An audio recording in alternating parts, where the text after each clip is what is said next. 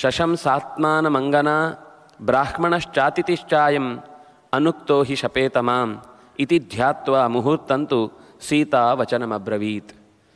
ಋತ್ವಿಜನಾಗಿ ಭಿಕ್ಷೆಯನ್ನು ಕೇಳಲಿಕ್ಕೆ ಬಂದ ವ್ಯಕ್ತಿ ಬೇರೆ ಏನೇ ಮಾತಾಡಿದ್ರೂ ಕೂಡ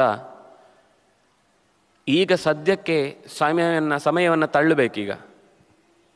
ಅವನು ಏನು ಹೇಳಿದ್ದಾನೆ ಅನ್ನೋದನ್ನು ಅರ್ಥ ಆಗುವಂತೆ ನಟಿಸಿ ಅಥವಾ ಅರ್ಥ ಆಗಿದೆ ಅಂತ ಅದಕ್ಕೆ ಪ್ರತಿಕ್ರಿಯಿಸಿದರೆ ಈಗಲೇ ಅಪಾಯ ಬಹಳ ಬೇಗನೆ ನನ್ನ ಮೇಲೆ ಎರಗತ್ತೆ. ಆದ್ದರಿಂದಾಗಿ ಅವನ ಪ್ರಶ್ನೆಗಳಿಗೆ ಉತ್ತರಿಸುವುದು ಒಂದು ಕರ್ತವ್ಯ. ಯಾಕೆಂದರೆ ಅವನು ಪ್ರಶ್ನೆ ಕೇಳಿದ್ದು ಇದೆ, ಕಾಸಿ ಕಸ್ಯಾಸಿ, ಯಾರು ನೀನು, ಯಾರವಳು ನೀನು ಅಂತೆಲ್ಲ ಪ್ರಶ್ನೆ ಕೇಳಿದ್ದ. ಅದನ್ನು ಉತ್ತರಿಸುವ ಸೌಜನ್ಯವನ್ನು ತೋರಿಸಿ ಅಲ್ಲೇ ಅರ್ಥ ಆಗಿಸ್ಬೇಕು ಅವನಿಗೆ. ಏನು ಅಂದರೆ, ನನಗೆ ನೀನು ಮಾತಾಡಿದ ಉಳಿದ ಎಲ್ಲ ವರ್ಣನೆಯ ವಿಷಯದಲ್ಲಿ ಯಾವುದೇ ಕುತೂಹಲ ಇಲ್ಲ, ಅದರಿಂದ ನನಗೆ ತುಂಬ ಖುಷಿಯಾಯಿತು ಅಂತ ನಾನು ಅರಳಿ ನಿನ್ನೆದುರುಗಡೆ ವಶವಾಗುವಂಥವಳು ಅಲ್ಲ ಅನ್ನುವುದನ್ನು ಸೂಚಿಸುವಂತೆ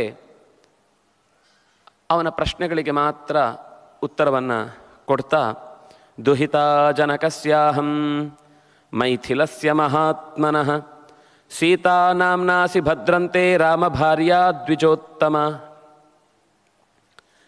ಜನಕನ ಮಗಳು, ಮಿಥಿಲಾ ಪಟ್ಟಣದ ಅರಸನ ಹೆಸರು ನೀನು ಕೇಳಿರ್ತಿ, ಅಂಥವನ ಮಗಳು.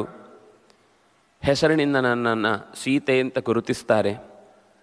ಈಗ ನನ್ನ ಸದ್ಯದ ಪರಿಚಯವನ್ನು ಕೊಡುವುದಾದರೆ ರಾಮ ಭಾರ್ಯ, ನಾನು ರಾಮನ ಹೆಂಡತಿ ಇದ್ದೇನೆ, ಅದನ್ನು ಒತ್ತಿ ಹೇಳ್ತಾಳೆ.